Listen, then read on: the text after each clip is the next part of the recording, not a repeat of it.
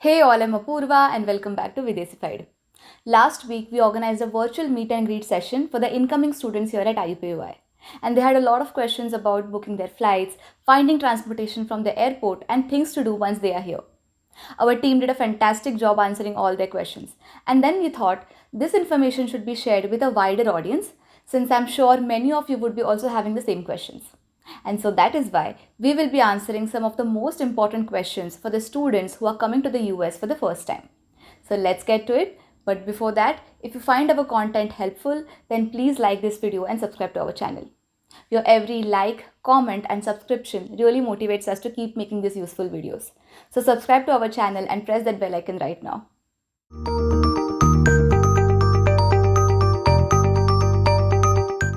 While answering these questions, we tried to keep it as generic as possible to help students coming for different universities. But some of this information can vary based on the college you want to go to. So just make sure to cross-check how it applies to your specific case. But I can assure you that this is very valuable information that you can get only by experience. So let's begin.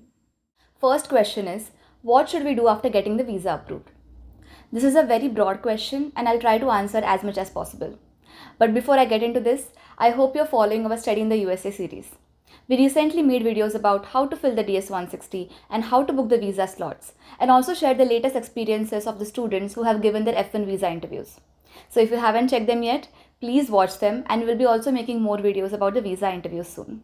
So coming back, once your visa is approved and you get your passport back, you should let your college international students office know about the visa approval. Most colleges ask you to scan and upload the visa printed on your passport, so you should do that first. After that, you should look into finding accommodation, registering for classes, booking your flight tickets, getting the immunization requirements done, etc. We will talk about each of them in detail in the following questions. Second question is, how to book the flight tickets? This would definitely be one of the most stressful things in this process because the prices keep going up and up every day, and you don't know which routes to take, which airlines to fly, and how to get the best price. We all have been there. Make My Trip and Go IBBO are popular in India, but I would suggest you to check the US based websites like the Student Universe, Priceline, and Kayak as well. Student Universe especially gives some good discounts if you have an active student email ID that ends with .edu. By this time, you would activate your university email ID, so you can take advantage of that. And you already know about the group discounts some of the agents and websites provide. So if you can find a group of students that match your travel route and dates, then you can get some good prices. And you can find these students from WhatsApp or Telegram groups. About the routes, since the COVID restrictions are almost lifted across all the countries, you have a lot of options to choose from. Usually Arab airlines like Qatar, Etihad, Emirates give better matches in terms of price and services, but airlines like British, Air France and Lufthansa provide great services too. If you're transiting through any country, then you usually wouldn't require a transit visa unless there is a day change or you're staying there for more than 12 hours at the airport. Some European countries and sometimes Canada might still ask you for a transit visa, which you can easily get within a couple of days for a nominal fee. But you will have to pay close attention to these details while booking the tickets, so that you will be better prepared. Otherwise, it could be a mess if you get to know about the transit visa only at the airport and you have to cancel a trip because of that. For the layovers, it is recommended to keep at least 3 hours between any two stops and up to 4 to 5 hours if it is a busy airport and it is also your port of entry. International airports usually have multiple terminals with long security check lines. So if it is less than 3 hours, then you would have to hurry a lot. And if it is more than 5 hours, then you will get bored. So keeping it between 3 to 5 hours is a good strategy. The third question is how to find accommodation. Again, this is a very subjective question depending upon the college you would be going to, the city and how things work there. But to generalize, the undergraduate students usually have a requirement to stay on campus for at least 1 year. If you're coming for a master's or a PhD program, then you wouldn't have such requirements. So the off-campus housing would be much cheaper in comparison. By off-campus housing, we mean renting a place on your own which is closer to your campus or other facilities. This could be a little complicated sometimes because you will have to sign a lease on your own and pay hefty security deposit amounts, get water connection, electricity, gas, Wi-Fi connection, and get furniture, etc. etc. So if you have some flatmates to help, then you can share some of these responsibilities. And the cost will also be shared. So finding roommates or flatmates could be a first step here. Another option is joining the current students. Like many times, students who are studying there currently will have vacancies because some of their roommates would graduate or shift to other houses. And in that case, you can join to fill that vacancy. This would be very convenient because they would have already set up everything and you don't have to start from scratch. But you have to make sure that the condition of the house is good and the existing flatmates are kind before you join them. Otherwise, it could end up with huge fines and unpleasant experiences. We have seen many instances like these over the years, and we will make a detailed video about it soon if you're interested.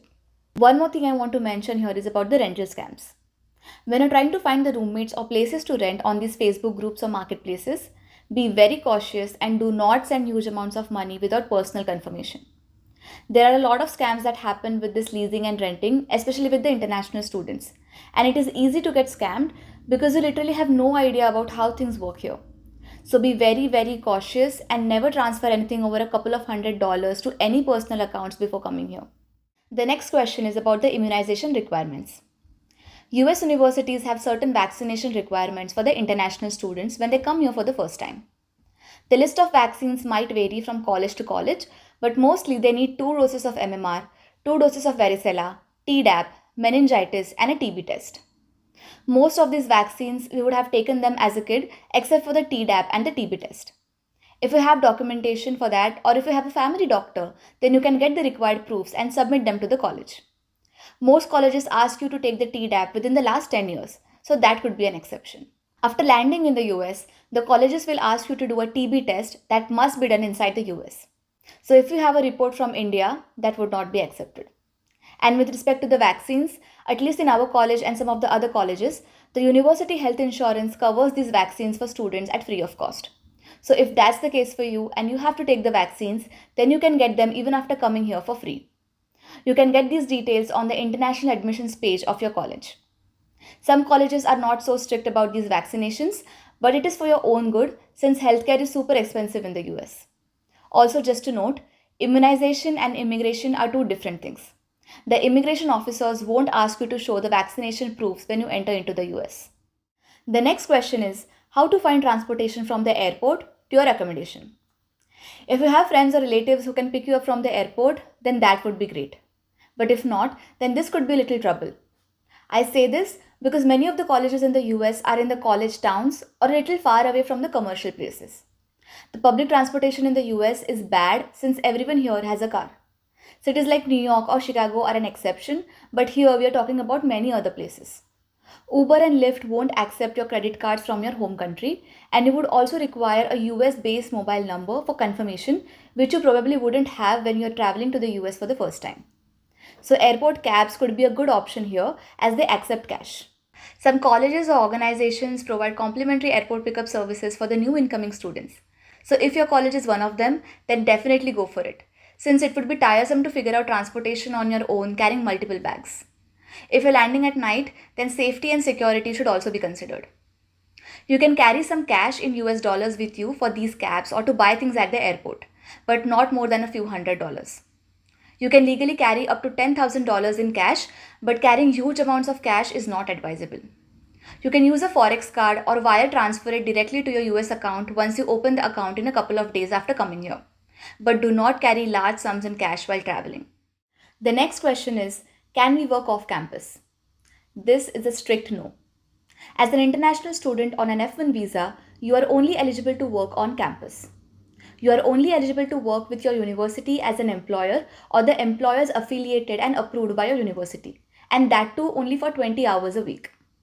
Working outside on campus without proper work authorization and working more than 20 hours is strictly illegal according to the visa rules, and you can be deported if you're caught. You might hear from other people that students work off campus and they can work for more hours and get paid well, but honestly, don't do it. It's not worth the risk. It can terminate your service and you won't be able to enter into the US for years if DHS finds out that you are working illegally. So please consult your international students office if you have any questions about the job or employer, and always follow the rules. So these are some of the questions we think would help most of the students that are coming to the US for the first time. I know there are still a lot of questions to be answered, but we don't want this video to go for too long. If you have any more questions that you want us to answer, then please ask us in the comment section below. We will reply and make more videos answering all your questions. Hope this video is helpful. If you haven't watched our previous videos yet, then go watch them now. If you find this video useful, then please like and share it. See you in the next video. Until then, take care, keep learning. Bye bye.